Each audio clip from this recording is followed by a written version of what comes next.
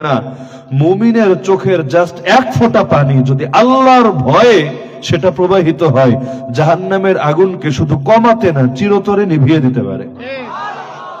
আপনার চোখের দাম তো মোটেও কম না। দুইটা চোখ এমন, যেই দুই চোখকে আল্লাহ জাহান্নামের উপর হারাম করে দিয়েছেন। আর চোখ হারাম করেছেন মানে কি? আল্লাহ তো আর এমন করবে না যে বাকি শরীরকে ধরে জাহান্নামে ফেলবে আর চোখ দুটো কুঠোর থেকে বের করে নিয়ে জান্নাতে দেবে, এমন না। একাংশ জাহান্নামে গেলে সব অংশই জাহান্নামে যাবে, একাংশ জান্নাতে গেলে সব অংশই জান্নাতে যাবে। যেমন নবী বলেন, মা আসফালা মিনাল কাবাইনি মিনাল ইজারি ফিন্নার। পুরুষের জন্য টাকনুর নিচে যে অংশটা থাকবে কাপড় দিয়ে ঢাকা, উপরে কাপড় পরেছেন কিন্তু তা দিয়ে আপনার পায়ের টাকনুর নিচের যতটুকু অংশ ঢাকা পড়বে এটা জাহান্নামে যাবে। এর মানে কি? আল্লাহ তাআলা আপনার গোড়ালির নিচ দিয়ে কেটে অতটুকু জাহান্নামে ফেলবেন? আরে এমন না, বরঞ্চ অতটুকু জাহান্নামে গেলে পুরোটাই জাহান্নামে যাবে কবিরা গুনাহের কারণে। যেই কয়দিন খাটবেন, এরপর আল্লাহ যখন চাইবেন আপনাকে বের করে ঈমানের বরকতে জান্নাত দিয়ে দিবেন। আমাদের বাঙালিদের আবার এখানে এসে একটা ভুল ধারণা আছে। বহু লোক এমন, অধিকাংশ জনই এমন, যারা নামাজে দাঁড়ানোর সময় শুধু কাপড়টারে উপরে তোলে। হুজুরও বলে দেয়, যাদের কাপড় টাকনুর নিচে আছে আপনার অনুগ্রহ পূর্বক কাপড়গুলো উঠিয়ে নেন। সবাই তখন তাকিয়ে প্যান্টটাকে ভাঁজ করে একটু উপরে তোলে। প্যান্ট বানানোর সময় এই সাইজে বানায় যাতে করে নিচে ঝুলতে থাকে। আমরা তো পায়জামা পরি, সালোয়ার পরি, কখনো আমাদের কাপড় ভুলেও নিচে যাবে না, কারণ সাইজই নাই। এটা বানানোই হয়েছে এমন ভাবে নিচে যাওয়ার কোনো সুযোগই নাই। হ্যাঁ, এইটার উপর আমল করে কারা জানেন? হুজুররা তো করেই, বাকি করে কারা জানেন? বেডিরা। শরীয়তে যারে যা দিছে সবাই সব উল্টায় ফেলছে। নারীরা বলছে তুমি তোমার কাপড় পরবা টাকনুর নিচে, যাতে করে পায়ের সৌন্দর্যটাও দেখা না যায়, কেউ যাতে তোমার পায়ের বর্ণ দেখো ক্রাশ না খায়। আহা কি সুন্দর পা তার, যার পাই এত সুন্দর তার বাকি জিনিস কত সুন্দর হবে। তো এই কল্পনাও যদি কারো মধ্যে না আসে, এই কারণে তুমি পায়ের অংশ ঢেকে রাখবা, কাপড় ছেড়ে দিবা। এখন মহিলাদের জন্য ফ্যাশন হয়েছে নিচে সাকে কাপড় পরবে, আর পুরুষের জন্য ফ্যাশন হয়েছে উল্টা, সে কাপড় সর্বদা নিচে ছেড়ে দিবে। আর নামাজে তো ঠেকা, যদি না তোলে পাশের লোকেও খারাপ বলবে, হুজুরেও ভুল ধরবে। এই কারণে নামাজের সময় কষ্ট মষ্ট করে ভাঁজ টাজ করে একটু উপরে উঠিয়ে রাখবে। সব ক্ষেত্রেই দেখেন সমাজ উল্টে গেছে। কিয়ামতের একটা আলামতি এটা, সমাজে সব উল্টে যেতে থাকবে। আল্লাহ নবী বলেন যে দেখো, কিয়ামতের আলামত হলো দাসী তার মনিবকে জন্ম দিবে। মানে কি? অর্থাৎ সন্তান তার মায়ের সঙ্গে দাসী বাদীর মতো ব্যবহার করবে। অন্য হাদিসে আরো স্পষ্ট করে নবী বলেন, কিয়ামত যখন ঘনিয়ে আসবে মানুষ বন্ধুকে কাছে টানবে, বাপরে দূরে ঠেলবে। কি যুগের সঙ্গে মেলে না? বন্ধুরে কাছে টানবে, বন্ধুর সঙ্গে সব সুখ দুঃখের কথা শেয়ার করবে, আর বাপরে দূরে ঠেলবে। বউয়ের আনুগত্য করবে আর মায়ের কষ্ট দিবে। এতদিন মা কত আপন, মা ছাড়া ঘুম হয় না, মায়ের হাতে না খেলে পেটে খাবার যায় না। কিন্তু যেই মাত্র বিয়ে করে মায়ের লগে থাকতে আর ভালো লাগে না, শহরে থাকবে, সেপারেট থাকবে। এই বুইরা নিয়ে চলা যায় নাকি? বউয়ের বিচার দিবে আর সে কেমনে সেপারেট হওয়া যায় এজন্য চিন্তা করতে থাকবে। তো এই মা তার জন্ম দিয়েছিল, সে যখন অসহায় ছিল মা তার পাশে ছিল। এখন বয়সের কারণে মা অসহায়, কিন্তু তার সময় নেই মায়ের পাশে থাকার। নবী অভিশাপ দেন সেই ব্যক্তিকে যে নিজের বাবা মা উভয়কে অথবা যে কোনো একজনকে বার্ধক্যে পেল কিন্তু তাদেরকে খেদমত করে জান্নাতটা কামিয়ে নিতে পারলো না। ওর মতো হতভাগা কে হয়? কোথায় খুঁজবেন জান্নাত? মসজিদে, মাদ্রাসায়, মাহফিলে? আরে জান্নাত এর চাইতেও বেশি কাছে পাবেন মায়ের পায়ের নিচে। আপনার উপর যদি থাকে মায়ের বদদোয়া আর থাকে পীরের হাজার দোয়া, ওই হাজার দোয়া আপনার কাজে আসবে না, এক বদদোয়া আপনারে বরবাদ করে ছাড়বে। জুরাইজ বনি ইসরাইলের বড় বুজুর্গ ছিল, বুখারী মুসলিমেও তার ঘটনা এসেছে। আল্লাহর বান্দা একসময় বড় ব্যবসায়ী ছিল, ব্যবসা করত, কিন্তু ব্যবসায় সে লস খেয়ে গিয়েছিল। একবার তার মন ভেঙে গেল, একবার লাভ একবার লস, এইরকম রিস্ক নিয়ে জীবন চলা যায়। বাপ, দুনিয়ার ব্যবসা বাণিজ্য বাদ, আমি এখন থেকে ব্যবসা করবো আল্লাহর সাথে। আমি আমার জান মাল এইগুলো হলো আমার মূলধন, আমার পণ্য, এগুলো আমি বেচবো। আল্লাহরে বলবো, আল্লাহ আমার জান কিনে নাও, মাল কিনে নাও, সময় কিনে নাও, বিনিময়ে মূল্য হিসেবে আমার জান্নাতটা দিয়ে দাও। তা আল্লাহর বান্দা সব বাদ দিয়ে একটা সওমা মানে একটা ইবাদতখানা বানালো, সারাদিন রাত সেখানে বসে বসে ইবাদত করে, বন্দেগী করে, প্রতিটা মুহূর্ত আল্লাহর আনুগত্যে কাটায়, একটা মুহূর্ত তার গুনাহ হয় না। এখন তার মা তো বাড়িতে, মায়ের তো আর মন মানে না ছেলে ইবাদতে থাক, মাদ্রাসায় থাক, আর স্কুলে থাক, আর বাজারে থাক, মায়ের তো দিলে পেরেশানি থাকেই। চোখের সামনে যখন মানিক থাকে দিলটা প্রশান্ত থাকে, দূরে গেলেই বুকটা ছটফট করতে থাকে সর্বদা। তো এখন মা তারা একদিন দেখতে আসলো, ডাক দিল, জুরাইজ বাবাজি। এখন বাবাজি হলো নামাজে দাঁড়ানো, চিন্তায় পড়ে গেছে। হাদিসের শব্দ, ইয়া রাব্বি উম্মি ওয়া সালাতি, ইয়া রাব্বি উম্মি ওয়া সালাতি, হে আমার রব, একদিকে মা একদিকে নামাজ, কই যাব আমি? এখন তার কাছে মনে হলো আল্লাহরই প্রাধান্য দিব, মায়ের প্রাধান্য দিব না, নামাজ আমি চালিয়ে যাব। মা ডেকেছ তো কি হয়েছে, নামাজ শেষ হওয়া পর্যন্ত থাকলে কথা হবে, না থাকলে আরেকদিন দেখা হবে। যদিও ইসলামের মাসালা এটা না। ইসলামের মাসালা হলো, যদি নফল নামাজ হয়, নামাজে থাকেন আপনি, আপনার বাবা বা মা আপনাকে ডাক দেয় এবং তাদের আর্জেন্ট প্রয়োজন, এবং আপনি সাড়া না দিলে তারা ভুল মেসেজ পাওয়ার আশঙ্কা আছে, মনে কষ্ট পেতে পারে, আপনি নামাজ ভেঙে ফেলেন, আগে তার ডাকে সাড়া দেন। কারণ বাপ মায়ের ডাকে সাড়া দেওয়া আপনার জন্য ফরজ, আর নামাজটা আপনার জন্য নফল।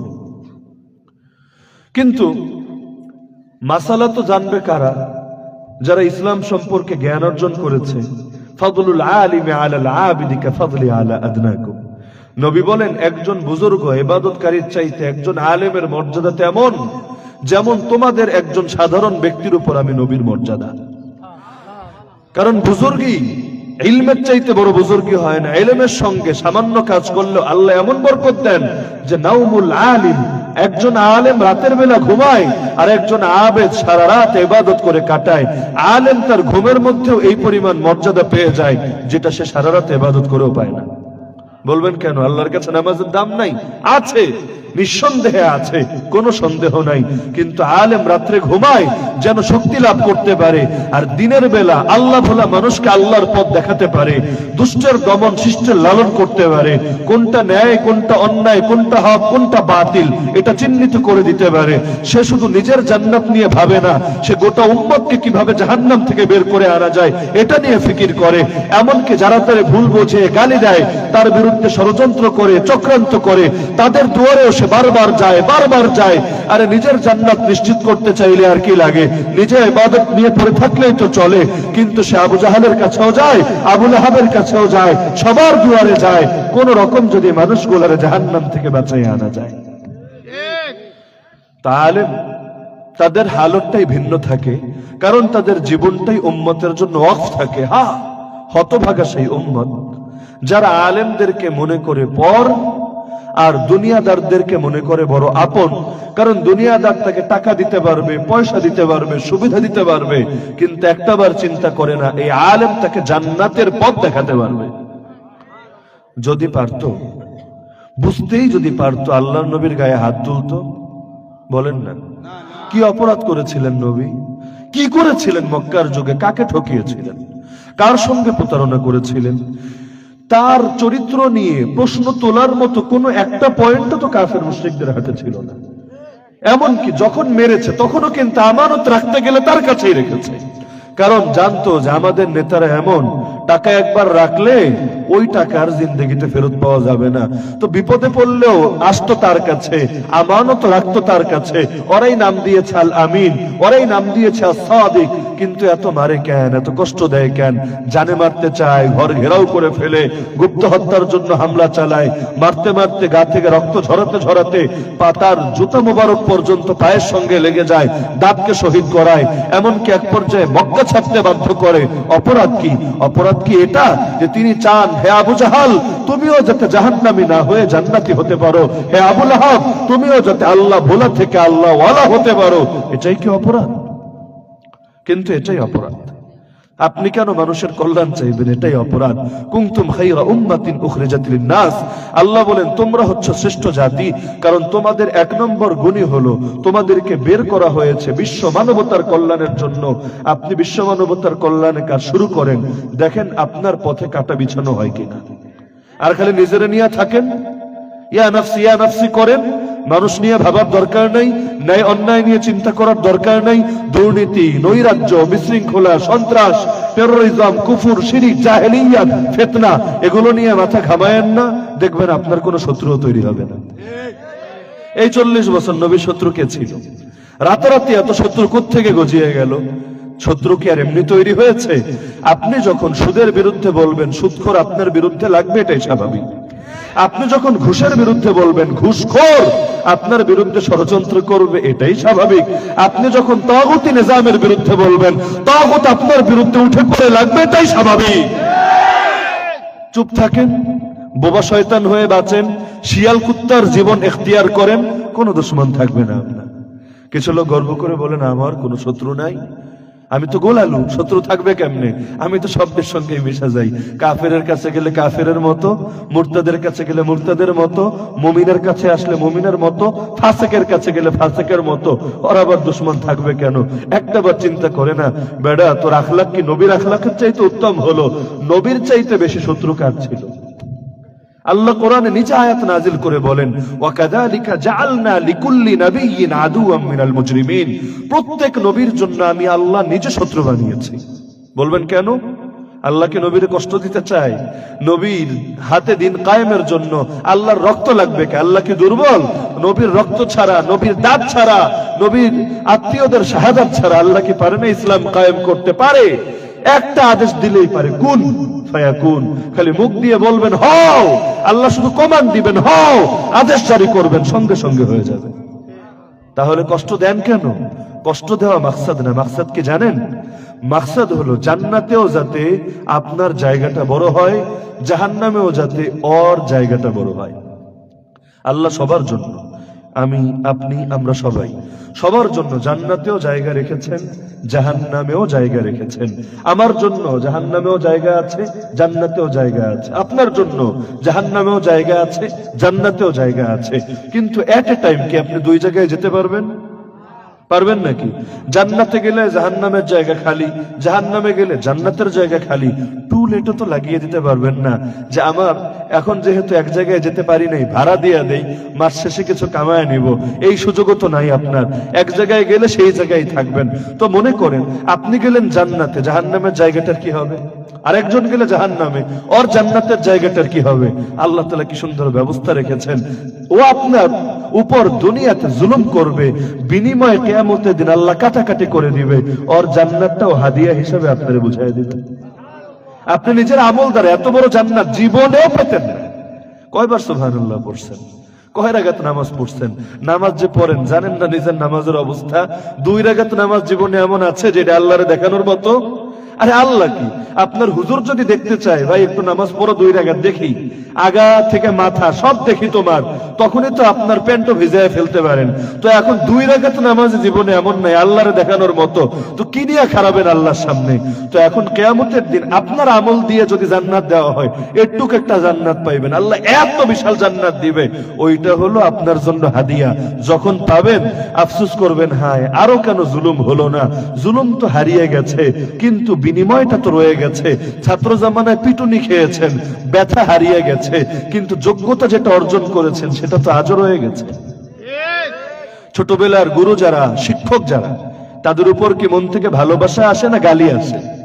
আরে বলেন না, ভালোবাসা আসে। আমরাও তো প্রত্যেক সেই উস্তাদ যার কাছে আলিফ বা পড়েছি, যার কাছে কোরআন পড়েছি, অনেক সময় এমন হয় ছাত্র অনেক বড় হয়ে গেলে অনেক সময় সে মক্তবের হুজুর, নুরানির হুজুররা সংকোচ বোধ করে যে এত বড় হুজুর আমার ছাত্র, তার সামনে যেয়ে কথা বলবো, একটু লজ্জা বোধ করে। কিন্তু আরে আপনি যে বড় শাইখুল হাদিস হলেন, ওই আলিফবার বরকতেই তো সূচনাটা সেখানে না করিয়ে দিলে আপনার আর বুখারী শরীফও পড়া লাগতো না। দুনিয়াতে অনেক সময় হয় মানুষের ডানা গজায়, ডানা গজানোর পর উঠতে থাকে, উড়ে উড়ে এ গাছ থেকে সে গাছে যায়, কিন্তু ভুলে যায় কে তাকে উড়াল শিখিয়েছিল। অনেকে আছে না বাবা মায়ের বৃদ্ধাশ্রমে রেখে দিয়ে আসে, কেন? বাপ মা বোঝা, ভাল লাগে না, এই বুইরা বুইরি ভেজাল, এত টাইম কই? অথচ সে যে দুনিয়াতে আজকে একটু বড় হয়েছে, উচ্চ শিক্ষায় শিক্ষিত হয়েছে, একটু মালপানি কামাতে পেরেছে, এটা কি তার ক্রেডিট না তার বাপ মায়ের ক্রেডিট? পুরোটা অবদান বাপ মায়ের।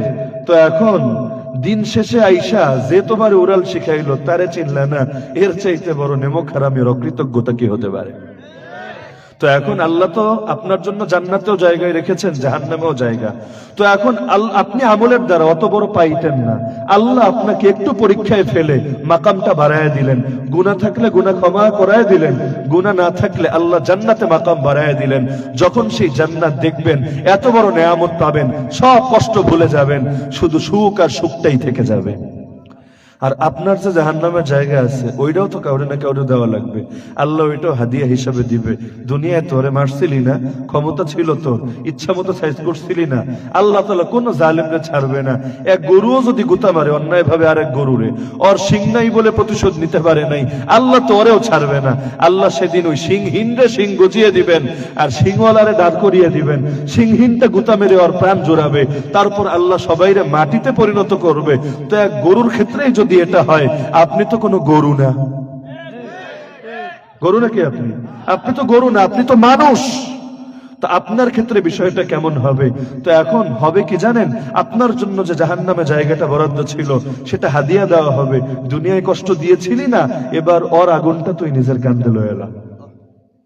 তো এখন আল্লাহ তাআলা এভাবে নবীদের জন্য দুশমন তৈরি করেন কেন? একে তো নবীর মাকাম আল্লাহ জান্নাতে অনেক অনেক অনেক অনেক বেশি বাড়াবেন বলে, আর দুই নম্বরে উম্মতের সামনে আদর্শ রাখবেন বলে। কিয়ামতের একদিন আগেও যেই লোক আসবে, সে যাতে বলতে না পারে এই যুগ তো অত সুন্দর যুগ না, অত ভালো মানুষের যুগ না, এই যুগে তো খালি ফিতনা আর ফিতনা, বাতিল আর বাতিল, অন্যায় আর অন্যায়, এই যুগে এত ইসলাম এত ধর্মকর্ম করে চলা যাবে না, ওই দরজা আগেই বন্ধ। আপনি আর কত খারাপ যুগে আছেন, এর চাইতে নিকৃষ্ট যুগ ছিল সেই জাহেলি যুগ। সেই যুগে যদি নবী পারেন, নবীর সাহাবীরা পারেন, এই যুগেও আপনাকে পারতেই হবে। আপনি হলেন সংখ্যাগরিষ্ঠ, আর সেই সময় মুসলমান কি পরিমাণ সংখ্যালঘু। যখন মক্কা ছেড়ে মদিনায় যায়, মুসলমানের সংখ্যা 1000ও হয় নাই। ভাবতে পারেন কি পরিমাণ সংখ্যালঘু। তো সেই সময় মক্কায় যে 13 বছর ছিলেন, মক্কায় তো প্রতিশোধের অনুমতিও ছিল না, জিহাদের বিধানও কিন্তু মক্কায় আসে নাই। তাই বলে আমার নবী হকের কথা বলতে কোনো দ্বিধা করেছেন? একটা সত্যকে গোপন করেছেন, হক বাতিল মিশিয়ে জগা খিচুড়ি বানিয়ে উপস্থাপন করেছেন। এটা ভেবেছে কোন কথা বললে আমার সাহাবী, বুড়ি সাহাবী সুমাইয়ারে শহীদ করা হবে, কোন কথা বললে আমার কালো সাহাবী বেলালে মারা হবে, কোনো পরোয়া করে নাই। যেটা হক সেটা বলে দিয়েছেন, সাদাকে সাদা কালোকে কালো বলেছেন। কে রাজি কে বেজার দেখে নাই, কারণ নবী দেখবেন শুধু আল্লাহ রাজি না বেজার। তায়েফে মারতে মারতে মারতে মারতে কি পরিণতি করে ছাড়লো নবীর? সেই নবী আল্লাহর পর যার দাম সবচাইতে বেশি, এমনকি তার সমান অন্য সব নবী মিলালেও হতে পারে না। তো সেই নবীরে যখন এত মারা মারে, নবী বলে কি আল্লাহরে, আল্লাহুম্মা ইন লাম ইয়াকুন বিকা গাদাবুন আলাইয়া ফালা উবালি, হে আল্লাহ আমার উপর যদি আপনার রাগ না থাকে, কোনো কিছুতে আমি কোনো পরোয়া করি না। কে মারলো, কে ধরলো, কে ফুল দিল আর কে গালি দিল, কোনো কিছুতে আমার কোনো পরোয়া নাই। আমি তো চাই শুধু আপনি খুশি থাকেন, আপনার গজব আর আপনার রাগ আমার উপর না পড়লেই চলবে আমার। ভাবতে পারেন যে সময় ফেরেশতা এসে অনুমতি চায়, খালি বলেন, দুই পাশে পাহাড়ে চাপা দিয়ে সব দিনে ভর্তা বানায় দেই, আলু ভর্তা না মানুষের ভর্তা বানায় দেই।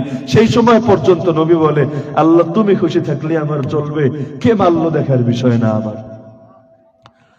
তো বলছিলাম জুরাইজের কথা, ডাক দিল কিন্তু সারা দিল না, জুরাইজ চলে গেল না।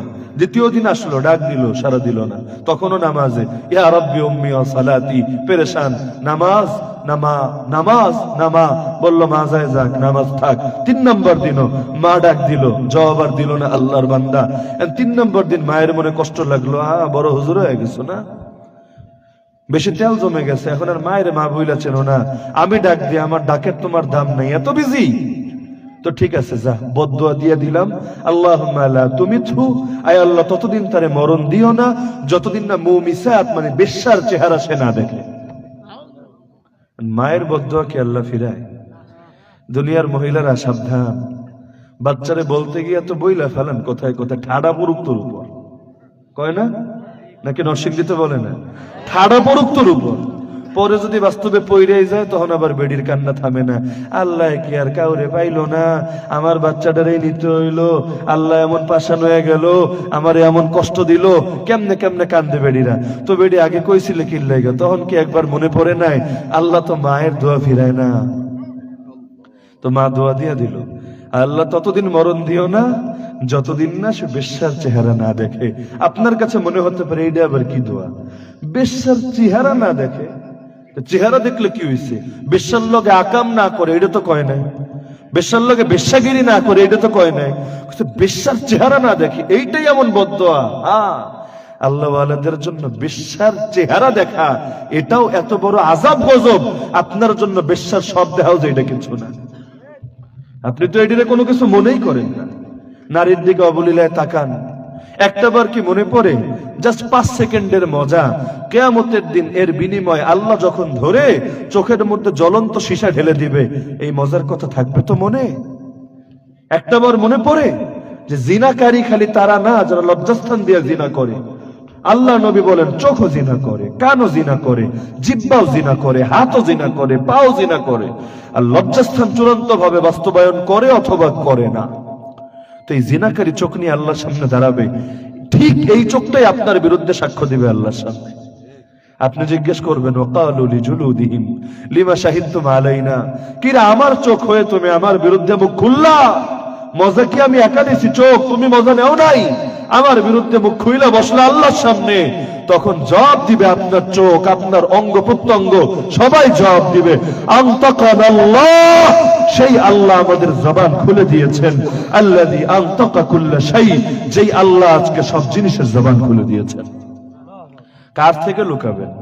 দরজা লাগাবেন, জানালা লাগাবেন, দেখা শেষে ব্রাউজারের হিস্ট্রিও ডিলিট মেরে দিবেন, ভাববেন কোন সাক্ষী নাই, দুনিয়ার কেউ জানে না। আল্লাহ বলেন ওয়ামা কুনতুম তাস্তাতিউন আই ইয়াশহাদা আলাইকুম সামউকুম ওয়ালা আবসারুকুম ওয়ালা জুলুদুকুম ওয়ালাকিন যানানতুম আন্নাল্লাহা লা ইয়ালামু কাসীরান মিম্মা তা'মালুন। আরে কার থেকে তুই লুকাচ্ছিস? তুই কি এটা থেকে লুকাতে পারবি যে তোর কান তোর বিরুদ্ধে সাক্ষ্য দেবে, তোর চোখ তোর বিরুদ্ধে মুখ খুলবে, তোর জিহ্বা, তোর চামড়া, তোর প্রতিটা অঙ্গ তোর বিরুদ্ধে কথা বলবে? সূরা ইয়াসিনে বলেন আল ইয়াউমা নাখতিমু আলা আফওয়াহিহিম, এই বিচার দিবসে আজ আমি তাদের মুখের উপর মোহর লাগায় দিব, ওয়া তুকাল্লিমুনা আইদিহিম, এরপর হাত কথা বলবে, ওয়া তাশহাদু আরজুলুহুম, পা কথা বলবে, বিমা কানু ইয়াকসিবুন, কি করেছেন এই হাত দিয়ে, কি করেছেন এই পাপ দিয়ে। মুখ দিয়ে বলা লাগবে না, হাত আর পা সব বলতে থাকবে। আল্লাহ বলে কার থেকে লুকাবি রে বান্দা? তোরা তো ভেবেছিস তোদের অধিকাংশ কর্ম আল্লাহ মনে হয় জানে না। কার থেকে লুকাবি? মাটি থেকে, ফ্লোর থেকে, টাইলস থেকে। সূরা জিলজালে আল্লাহ বলেন ইয়াউমাইদিন তুহাদ্দিসু আখবারা বিআন্না রাব্বাকা ওয়াহালাহা, সেদিন মাটিও মুখ খুলবে, আল্লাহ আমি তো তোমার উপর বিশ্বাস রাখতাম, তোমার ইবাদত গুজার আমিও ছিলাম, আমার উপর দাঁড়িয়ে বান্দায় আকাশটা করেছে। তো এখন বললো যে বেশ্যার চেহারা না দেখে মরণ দিও না। এখন স্বাভাবিকভাবে অসম্ভব মনে হয়, জুরাইজ বুড়া মানুষ, বড় বুজুর্গ। আচ্ছা আপনাদের হাসিমপুরে মনে করেন একজন লোক যদি 24 আওয়ার্স মসজিদে পড়ে থাকে, সারাদিন ইবাদত আর ইবাদত, চাকরি না, ব্যবসা না, সমাজের কোনো ধান্দা না, কারো সঙ্গে কথাবার্তাও বলে না, সর্বদা ইবাদতে থাকে, আপনারা তারে ভালো বলবেন না খারাপ বলবেন? কোন একজনও আছেন যে তারে খারাপ বলবেন? প্রশ্নই আসে না, সবাই ভালো বলবেন। খারাপ বললে বলতে পারেন যারা সামাজিক কাজ করে, এইরকম লোকরা মাঝে মধ্যে স্বার্থে আঘাত লাগলে খারাপ বলে, কিন্তু যে সর্বদা নামাজে আছে, রোজায় আছে, তারে খারাপ বলবে মানুষ কোন দুঃখে? এখন সমাজে সবাই জুরাইজরে এক বাক্যে ভালো বলে, সে বুজুর্গ, এটা নিয়ে কারো কোনো ইখতিলাফই নাই। কিন্তু হলো কি, খ্যাতির বিড়ম্বনা বলতে একটা ব্যাপার থাকে। আপনার যদি 99টা বন্ধু জোটে, দেখবেন একটা শত্রু ফ্রি চলে আসছে, হয় না? এরকম হয়। এখন এক মহিলা, একটা সুন্দরী নারী, হাদিসের শব্দ ইউতামাসসালু বিহুসনিহা, যার সৌন্দর্য সমাজে একটা আইকন হিসেবে উপস্থাপন করা হতো, সুন্দরী থাকলে একমাত্র সে আছে, এত সুন্দরী, কিন্তু মেয়েটার চরিত্র ছিল খারাপ, কলগার। তো এখন এই মেয়ে বাজি লাগলে জুরাই যাবার বুজুর্গ, কত বুজুর্গ করে শোয়াই দিছে। তো এইরকম বুজুর্গ এটি ব্যাপার, এটির বুজুর্গি থাকে মসজিদে, আম করে দেখলে আবার কোন বুজুর্গি আছে নাকি? তো বাজি লাগ আমার লগে, দেখ এই বুজুর্গরে কেমনে আমি শোয়াই, দায়িত্ব আমার। বেডিবাজি লেগে গেল, জুরাইজ তো জানেও না, সে তোরা ইবাদত চালাইয়া যাচ্ছে, সেই হাদিস। এখন বেডি যেহেতু চ্যালেঞ্জে লাগছেই, এখন তো তার কাম করা লাগবে। এখন যায় বিভিন্ন সময় উকি ঝুঁকি দিয়ে জুরাইজের দৃষ্টি আকর্ষণ করার চেষ্টা করে, কিন্তু আল্লাহর বান্দা তো আল্লাহর লগে মহব্বত লাগায় ফেলছে। আরে মহব্বত যদি আল্লাহটা দিলে বৈশা যায়, কিসের নারী, কিসের গাড়ি, কিসের বাড়ি, সব তখন মাটি মনে হয়। আর বান্দা ছটফট করতে থাকে, আল্লাহ কখন ডাক দিবা আর কখন তোমার সঙ্গে আমি মিলিত হব। মৃত্যু কার জন্য আযাব? আখিরাতে যার কিছু নাই। মৃত্যু তো মুমিনের জন্য তোহফা, কারণ মৃত্যু তাকে মিলিয়ে দিবে তার আসল প্রেমিকের সাথে। তো এখন কোনোভাবেই তাকায় না। জানেন তো, এক বেডা আর এক বেডি যদি এক জায়গায় জমা হয়, লগে 3 নাম্বার আর একজন থাকে, নাম কি তার? নাম কি তার? আরে দাওয়াত দেওয়া লাগে না? আরে হাদিয়া তোহফা দিয়ে আনতে হয় না? বেচারা দাওয়াত ছাড়াই আয় পরে, বিনামূল্যে শরীক হয়ে যায়, দেখা যায় না তারে, কিন্তু থাকে। নাম কি তার? অনলাইনেই হোক আর অফলাইনেই হোক। অনলাইনে আপনি একজনকে মেসেজ মারতেছেন, হোয়াটসঅ্যাপে চ্যাটিং করছেন, ইমোতে একটু হাই হ্যালো করছেন, ভাবছেন তো আপনি এপারে আর ওপারে হলো সে। না, একটা বয় আর একটা গার্লি না, মাঝখানে প্রধান অতিথি আর একজন আছে। নাম কি তার? এখন অনলাইনে হোক আর অফলাইনে কথা যা দিয়ে শুরু হোক, কিন্তু শেষটা ভালো হয় না। শয়তান সর্বদা চেষ্টায় থাকে কোনোভাবে জিনায় লাগানো যায়, কারণ লাগালে পরিণতিটা তো ভালো হবে না। এখন বিষয় দিলেন যে হিজবুত তাওহীদের ফিতনা সম্পর্কে আলোচনা করলে উপকৃত হব। আলোচ্য বিষয় কি বয়ান অর্ধেক শেষ হওয়ার পরে দেওয়া হয়। এখন কি আগের আলোচনা বাদ দিয়া করব না শেষ কইরা করব? যদি শেষ কইরা করি, ফজরে আজান হইলে থাকবেন নি আপনারা, রাত তো এখানেই পার হয়ে যাবে।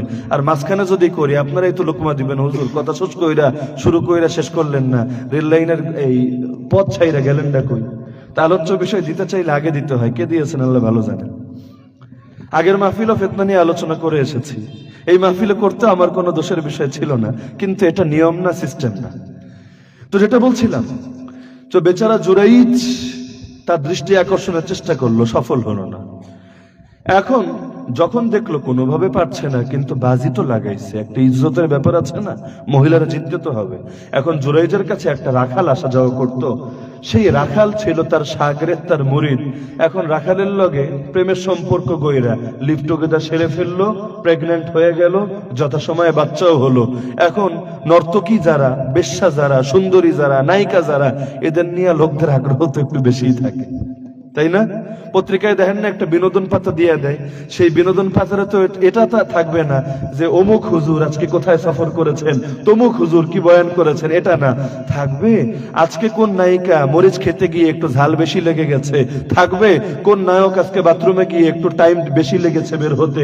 এই সমস্ত আজেবাজে সংবাদ থাকে না বিনোদনের পাতায়, থাকে নাকি? এমন পারিবারিক বিষয়, ব্যক্তিগত বিষয়, যেটা এখানে আসার কথাই না। কার লাইক কয়টা বাড়লো ফেসবুক পেজে, কার কমেন্ট কয়টা বেশি পড়লো, কে কমেন্ট সেকশন ব্লক দিয়ে রাখলো, এটি নিয়ে তো পাবলিকের উচ্ছ্বাস। দেখেন না বাঙালি কারে কয়, যেই সময় ঠিক মতো খাওয়ান পাচ্ছে না, কঠিন বিপদে পড়ে আছে, সবাই বলছে 2023 বড় কঠিন বছর হতে পারে, শুধু আমাদের জন্য না, মোটামুটি গোটা দুনিয়ার জন্য। অর্থনৈতিক ক্রাইসিস, রিজার্ভের অবস্থা খারাপ, তেল গ্যাস বিদ্যুৎ সব লাইনেই অবস্থা খারাপ, এর মধ্যে রাজনৈতিক অস্থিরতা, তার মধ্যে দেখেন না বেডিগো আইনা দেশে নাচায় কেমনে? এক দুইটা হা লাগে নাকি বেডিগুলো আইনা নাচাইতে? যে সময় মাহফিল করতেও হুজুরগো খবর হয়ে যায়। জিজ্ঞাসা করেন যারা বাংলাদেশে মাহফিল করে, এক একটা মাহফিল করতে কি পরিমাণ পেরেশানি যায়, খালি অনুমতি আদায়ের লেগা।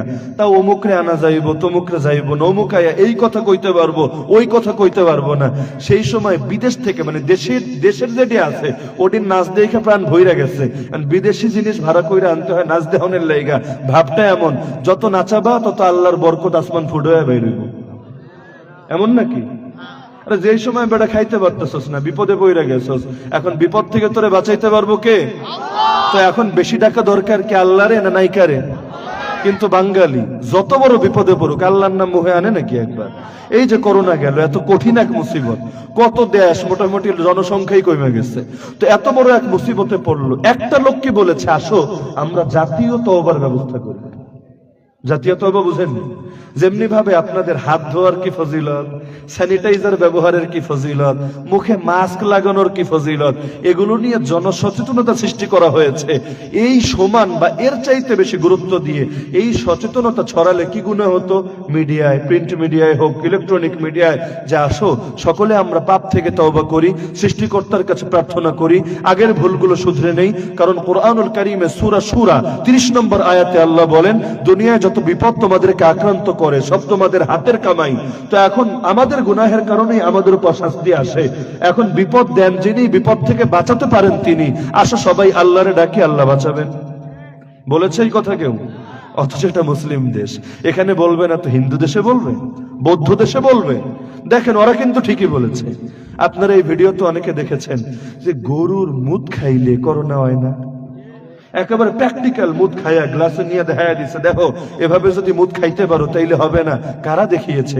আলতু ফালতু লোক না, দেশের রাজনীতিতে বিশেষ গুরুত্ব রাখে এই রকম বড় ক্ষমতাসীন ব্যক্তি নিজে একেবারে মূত্র পান করে দেখিয়েছে, এই হলুদ হলুদ মূত্র পান করবো, করোনা চেলচেলায় পালায়া যাবে। তার মধ্যে আবার গরুর গোবর দিয়ে নাকি কেকও বানাইছে, সেই কেক নাকি বাণিজ্যিক ভাবে বাইরে এক্সপোর্ট করার ব্যবস্থা করা হচ্ছে।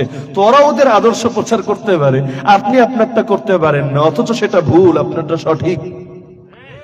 তো এখন বাচ্চা হয়ে গেল, এখন সবার আগ্রহ বাচ্চার বাপকে। এখন নায়িকাদের বাচ্চার বাপকে, এটা নিয়ে তো একটা আলোচনা পর্যালোচনা হওয়াই লাগে, তাই না? এখন সবাই জিজ্ঞেস করলো বাচ্চার বাপকে। এই বাচ্চা হয়েছে, বাপ তো দেখি না, বাপকে ডা কাবিন নামা কই, বাচ্চার বাপ কে আইলো?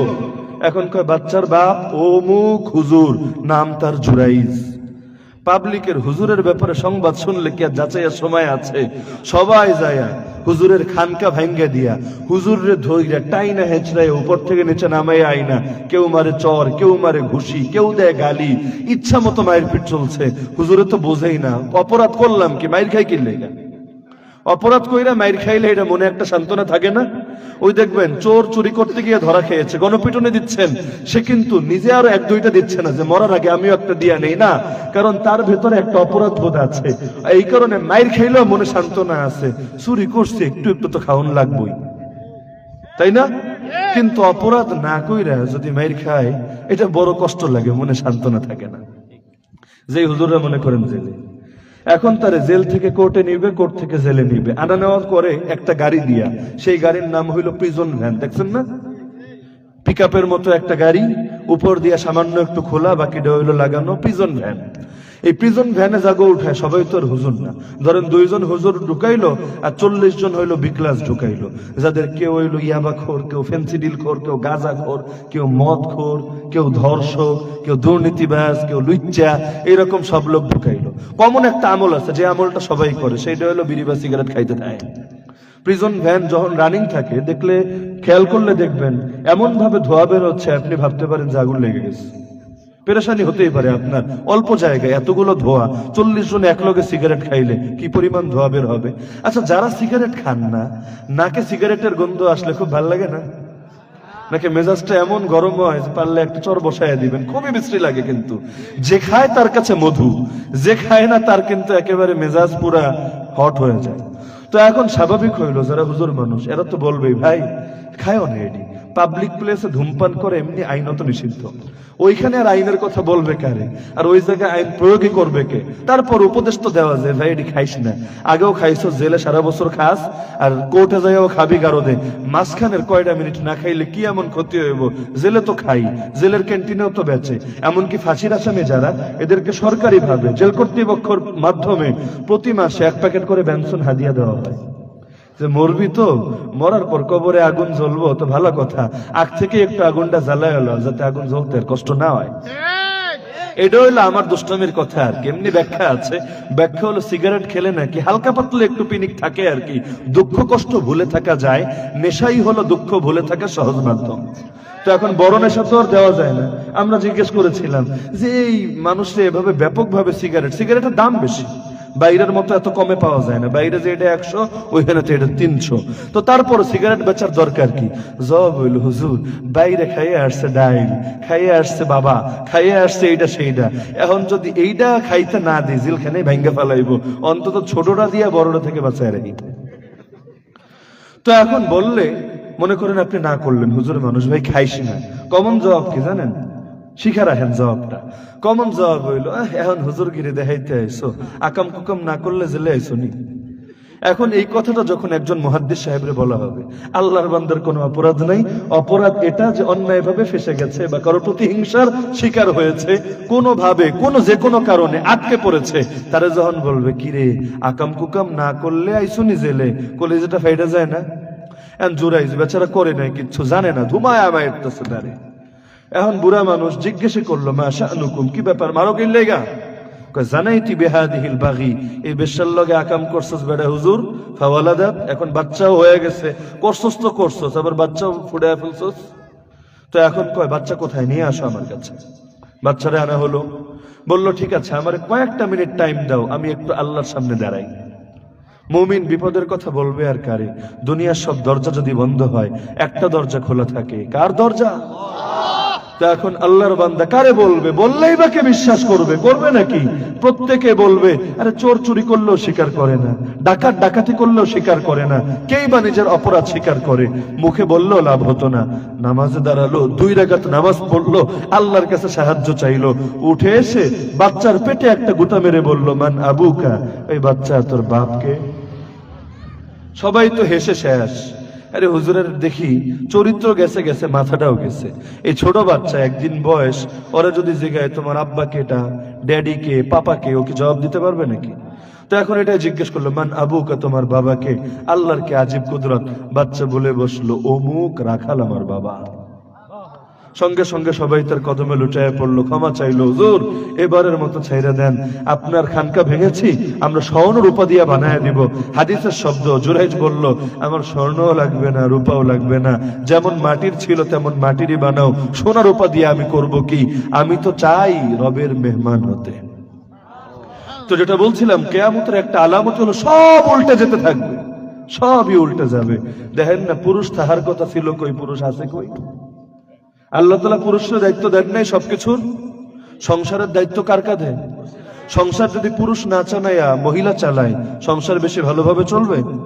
আল্লাহ নজ্জে কোরআনে বলেন, আর রিজালু কাওয়ামুনা আলান নিসা, পুরুষরা নারীদের উপর দায়িত্বশীল, কারণ খরচের দায়িত্ব আল্লাহ তার কাছে দিয়েছেন। মেয়ে বিয়ে দিবেন, সেখানেও পুরুষের কথা, রাষ্ট্র চালাবেন, সেখানেও পুরুষের কথা, নবী হবে, সেখানেও পুরুষের কথা। নারীকে ঠকানোর জন্য আল্লাহ এটা করেন নাই, বরং নারীর উপর অনুগ্রহ করেছে যে তোরে সব দিতে সমানে দিব, কিন্তু কষ্ট তোর এত করা লাগবে না, পুরুষরা তোর খাদেম বানায় দিব, পুরুষ জান্নাত খুঁজবে তোর পায়ের তলায়। এমনকি 3 মেয়ে যদি জন্ম হয়, তাদেরকে পেলে পুষে বড় করেন, হক আদায় করেন, জান্নাতি। জিজ্ঞেস করা হলো, রাসূল 2 মেয়ে হলে? আরে তাও জান্নাতি। 1 মেয়ে হলে? আরে তাও জান্নাতি। কি পরিমাণ ইসলামের মধ্যে এই নারীর গুরুত্ব দেওয়া হয়েছে। আরে পুরুষ 30 দিন ডেইলি 5 ওয়াক্ত করে, 30 দিন নামাজ আদায় করে, 30 দিনের নামাজে সওয়াব পাবে। আর মহিলা যদি কন্টিনিউ নামাজি হয়, মাসিকের দিনগুলো যে নামাজ পড়তে পারবে না, কাজাও তো লাগে না, না পড়লেও আল্লাহ নামাজ পড়ার সওয়াব দিয়ে দেবে। তা আল্লাহ তো তার জন্য সহজ করেছে, কষ্ট কম সব সমান, কষ্ট কম সব সমান। যেই জান্নাতে আপনি, সেই জান্নাতে তো আপনার বউ যাবে। এমনও হতে পারে আপনার আমল বেশি, বউর আমল কম, সে আটকা পড়ে গেছে। সূরা তুরে আল্লাহ বলেন, ওয়াল্লাযীনা আমানু ওয়াত্তাবা'তুহুম যুররিয়্যাতুহুম বিঈমান আলহাকনা বিহিম যুররিয়্যাতাহুম, যারা নিজেরাও মুমিন এবং তাদের ফ্যামিলিও ঈমানের ক্ষেত্রে তাদের অনুসারী, আমি আল্লাহ ওদেরকে জান্নাতে মিলায়া দেব। জান্নাতে খালি জান্নাতি হুর লয়ে থাকবেন না, এই বউ থাকবে আপনার লগে। এমনকি জান্নাতের হুর যত সুন্দর, এই বউ হবে তার চাইতে সুন্দর, এই বউ হবে জান্নাতের সর্দারনী। তো নারীরা আমানত। একটা কথা খুব ভালো মনে রাখবেন, হাদিসেই তো আছে এটা, দাজ্জাল যখন বের হবে, নারীরা ব্যাপকভাবে দাজ্জালের অনুসারী হবে। দাজ্জালের দলের সবচাইতে বেশি সদস্য যেই কয় গোষ্ঠী হবে, যেমন ইহুদি, একেবারে সব ইহুদি দাজ্জালের সদস্য, দাজ্জালের বাহিনী। একইভাবে নারীদের মতো ম্যাক্সিমাম দাজ্জালের বাহিনী। নবী বলেন, পুরুষ ঘরে গিয়ে নিজের মা, স্ত্রী, বোন, অন্যান্য আত্মীয়দেরকে বেঁধে রাখবে এই আশঙ্কায়, না জানি তারা দাজ্জালের বাহিনীতে গিয়ে যোগ দেয়। বলবেন কেন হুজুর? ফিতনায় তো সবাই পড়ে, নারীদের নিয়ে নবী আলাদা করে বললেন কেন? হ্যাঁ পড়ে, সবাই পড়ে। এই যুগের ছেলেদেরকে দেখেন আর মেয়েদেরকে দেখেন, ফিতনার হার আপনি ভাগ করেন, পার্সেন্টেজ বিবেচনা করেন, তারপর আপনি আমাকে বলেন দাজ্জাল আসে নাই, দাজ্জালি ফিতনার কিছু ভূমিকা মাত্র প্রকাশ পেতে শুরু করেছে, বেশি কারা পা দিয়েছে আমারে বলেন? তো এই নারীরা আমানত। প্রত্যেক নারীরই দেখবেন তার উপর আল্লাহ কোনো না কোনো পুরুষকে অভিভাবক বানিয়েছেন, দায়িত্বশীল বানিয়েছেন। এই দায়িত্বটা যদি ঠিকভাবে আদায় করতে পারেন, দাজ্জালি ফিতনা মোকাবিলায় ভালো ভূমিকা রাখতে পারবেন। যদি না পারেন, বড় ক্ষতি করে ফেলবেন। নারী একা বরবাদ হয় না, 10 জনে নিয়ে বরবাদ হয়। নারীদের মনটা অনেক নরম না? কি বলেন, অনেক নরম না? নারী যদি ফ্যামিলিতে নামাজি হয়, দিনদার হয়, আমারে বলেন নিজেদের অভিজ্ঞতা, যে ঘরের মা হইল নামাজি, এবার ঘরের বাপ মানে স্বামী, সেও কি নামাজ না পড়ে থাকতে পারবে? পাক্কা নামাজ, তাহাজ্জুদ গুজারও মনে করেন তো বেডি পরে তাহাজ্জুদ, আর জামাই ফজরের সময় নাক ডাইকে ঘুমাবে, হবে না। এমন সিস্টেমে জামাইকে সাইজ করবে, জামাই ফজর না তাহাজ্জুদে উঠতে বাধ্য হবে। যেই ঘরে নারী ঠিক, সেই ঘরে সব ঠিক। নারীদেরকে দিনদার বানায় দেখেন। আরে আপনারা তো খালি পুরুষের হেদায়েত নিয়ে চিন্তিত। এক নারী পুরো ফ্যামিলিরে পাল্টে দিতে পারে, আবার এক নারী পুরো ফ্যামিলিরে জাহান্নামীও বানায় ছাড়তে পারে। ছেলেটা সুদ ঘুষে জড়াতে চায় না, হালাল রিজিকে সন্তুষ্ট থাকতে চায়, পারে না, কারণ নারীর পেট ভরে না। নারীর চাপে এখন তার একটু একটু 2 নাম্বারই করাই লাগে, হয় না? দাড়িটা মুখে রাখতে চায়, কিন্তু বউ কয়, আরে আমি হুজুর বিয়া করলাম নেল লেগে, যাতে এই দাড়ির খোঁচা না খাওয়া লাগে। এখন বেটা তুইও যদি দাড়ি রেখা দেস, তাইলে তো মোল্লা বিয়া করলেই ভালো আছিল। এখন বউর ভাল লাগবো না। আর বেচারা চিন্তা করেছে, আমি যে কাইল্লা আর যোগ্যতা নাই কিচ্ছু, কপাল গুনে একটা বেডি পাইছি, যদি ও আবার পরকিয়া করে ভাইগা যায়, জিন্দেগি আমার শেষ। বউ গো বউ, তুমি খুশি থাকো, হুজুর ভেজাল হইলে হোক। করে না এরকম? তো নারী ঠিক, সব ঠিক, নারী ভেজাল, সব ভেজাল। নারীগুলারে মানুষ বানায় ফেলেন, দুনিয়াটা চেঞ্জ হবে। ওই যে আপনারা কথা শোনেন নাই, তুমি আমাকে একটা শিক্ষিত মা দাও, আমি তোমাকে একটা শিক্ষিত জাতি উপহার দেব, এই সুরে আমরা বলতে পারি। তুমি আমাকে একটা দিনদার মা দাও, মুজাহিদা মা দাও, জিহাদের তামান্না লালনকারী মা দাও, হকপন্থী একটা মা দাও, তাওহীদপন্থী একটা মা দাও, সহি আকীদা লালনকারী একটা মা দাও, আমলকারী একটা মা দাও, বুজুর্গ একটা মা দাও, ইসলামওয়ালা একটা মা দাও, আমি তোমাকে বিশুদ্ধ একটা জাতি উপহার দিব। দুনিয়াতে সালাহুদ্দিন দেখেন, আইয়ুবী, খালিদ বিন ওয়ালিদ দেখেন, দুনিয়াতে তারেক বিন জিয়াদ দেখেন, মোহাম্মদ আল ফাতে দেখেন, কিন্তু ইতিহাস ঘাটলে দেখবেন দুনিয়াতে ক্রেডিট পেয়েছে তারা, বীর হয়েছে তারা, মাথা উঁচু হয়েছে তাদের, কিন্তু এদের অনেকের গড়ে ওঠার পেছনে অবদান ছিল কোনো না কোনো নারীর। কিন্তু সেই মায়ের ইতিহাস মনে রাখে নাই। কিন্তু মাদের গর্ভটাই যদি পবিত্র থাকে, সেই গর্ভ থেকেই না যুগের ওমর, যুগের খালিদ বের হবে। আর এই গর্ভটাকেই যদি অপবিত্র বানিয়ে দেওয়া যায়, এখান থেকেই তো যুগের আব্দুল্লাহ বিন উবাই ইবনে সালুল অথবা যুগের আবু জাহাল, আবু লাহাব তৈরি হবে। এ কারণে ওরা চায়, আল হায়াউ শুবাতুম মিনাল ঈমান, লজ্জা ঈমানের একটা অঙ্গ। একটা ঈমানের অঙ্গরে যদি ভেঙে দেওয়া যায়, ঈমানকে প্রতিবন্ধী বানায় দেওয়া যাবে, পঙ্গু বানায় দেওয়া যাবে। পঙ্গু ঈমান কাফেরের বিরুদ্ধে মোকাবেলা করতে পারবে না। তো নারীদেরকে খারাপ করে দাও, পুরো সমাজটাই খারাপ হয়ে যাবে। একজন নারী, আপনি চিন্তা করেন, তার প্রেগন্যান্সির দিনগুলোতে ঠিক মতো নামাজ পড়ে, কোরআন তেলাওয়াত করে, আল্লাহরে ডাকে, জিকির আজকার করে, বাচ্চা জন্ম নিল সবার আগে তারা আল্লাহ আল্লাহ ডাক শিখায়, লা ইলাহা ইল্লাল্লাহ শিখায়, দ্বীনের কথা শিখায়। এরপর যখন একটু বুঝতে শেখে, সবার আগে কোরআন শরীফ পড়া শিখায়, সহিহ আকীদা শিখায়, দ্বীনের গুশ শিখায়, জিহাদের জজবা শিখায়। সেই নারীর সন্তান আর সেই বেহায়া বেপরদা নারীদের সন্তান এক হবে। যারা যখন সন্তান ও পেটে, তখন ব্লু ফিল্ম দেখে, গান দেখে, বাজনা দেখে, সিনেমা দেখে। যখন বাচ্চা জন্ম হয়েছে, এই বাচ্চা আল্লাহর নাম শেখার আগে গানের কলি শেখে। এই বাচ্চা বড় হয়ে আর কি হবে বলেন আমারে? তো এই কারণে আপনাদের কাছে আপনাদের নারীর আমানত। নিজে তো মাহফিলে আইসা হুজুরের কাছে যায়া বহু ভাবে বহু দিন শিখে ফেলছেন, কিন্তু আল্লাহর ওয়াস্তে নারীদের উপর একটু মেহনত করেন, মেহনত করেন, মেহনত করেন। এই নারীরা ঠিক হলে দাজ্জালি ফিতনা অনেক সুন্দরভাবে মোকাবেলা করতে পারবেন। আর নারীরা শেষ হয়ে গেলে পুরো দুনিয়াটাই বরবাদ হয়ে যাবে। পারবেন তো ইনশাআল্লাহ? আবার দেখেন, নারীর উপর মেহনত করতে যায় নিজেই নারীর ফাঁদে পা দিয়ে বসেন না। ইন্না কাইদাকুন্না মাতিন, কোরআনে তো এসেছে, সেই আজিজ ও মিসরের শব্দ জুলাইখারে বলেছিল, তোমাদের চক্রান্ত বড় ডেঞ্জারাস। তো নারীর ফাঁদ বড় গুরুতর। ওই আইয়ুবের যুগের ক্রুসেডের ইতিহাস যারা পড়েছেন দেখেছেন নারীর ফাঁদ কি জিনিস। এই যুগেও দেখেন না নারীর ফাঁদ কি জিনিস।